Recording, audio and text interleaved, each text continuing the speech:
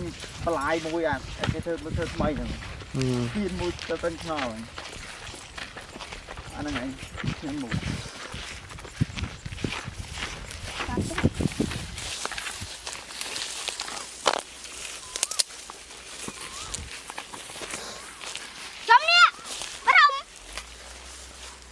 nè phao lọ ạ nó thờ lắm mày nè đúng nè khởi nha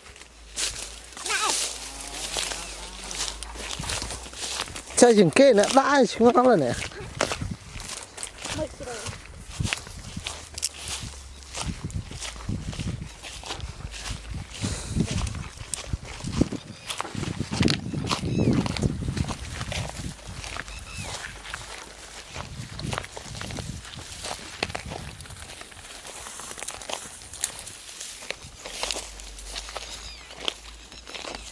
sẽ đón cái đảo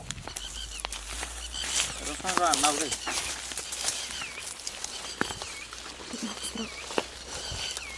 mạnh nó phi ơi mau đi mày muốn gì cho chúng mình mưa sẽ anh ấy mà cài phi này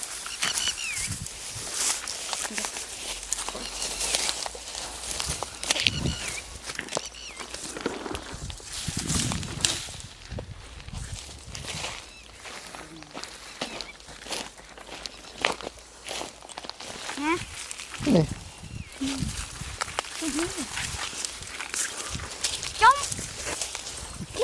lâu đi đã đi búa ra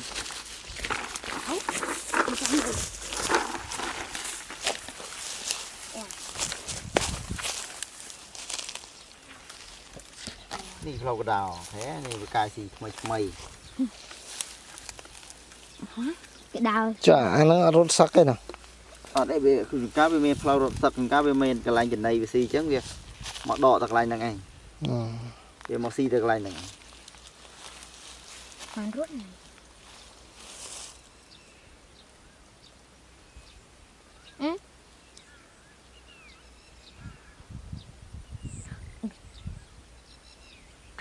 thì chị trong ai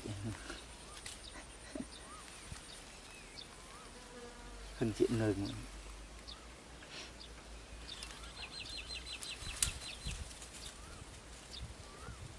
nó bị cắt sai giờ nó ban việc đa chuyển cắt được tương mà lâu cái đại đã tầm mà sau đã đạn teo lẹ cút đạn mà sau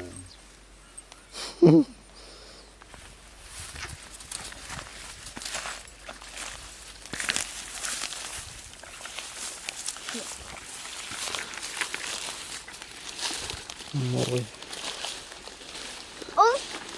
không ăn hiện đâu trong bà lâu đào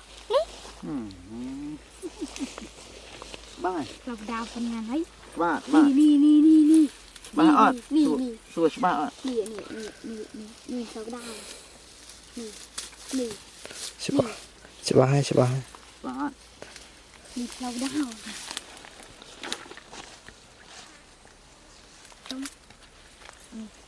rồi ta cuốn xì mình tiền đá này nó kia đã đã đi cái sen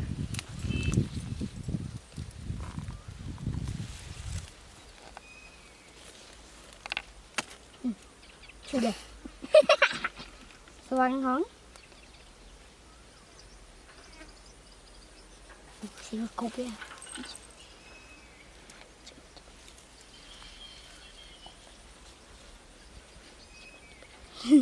xíu cục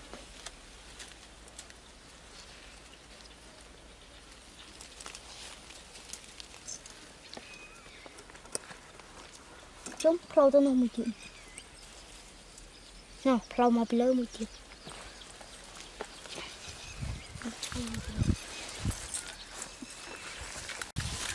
thôi ra thay bọn chặt đáy không lơ on lơ sao đời ok đã Cho nên hơi kì. Ôi chà. Như vậy. Nó không.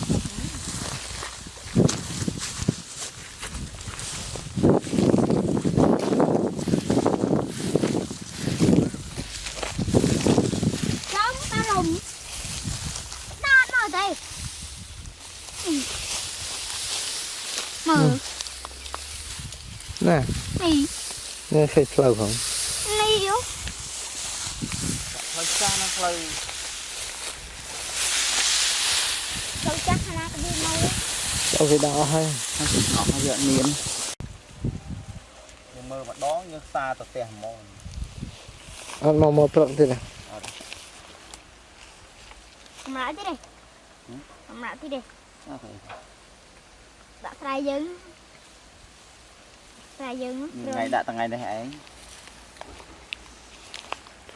rồi mình nướng bao phong nó lên hầu đấy Những cái bồ hột. này nè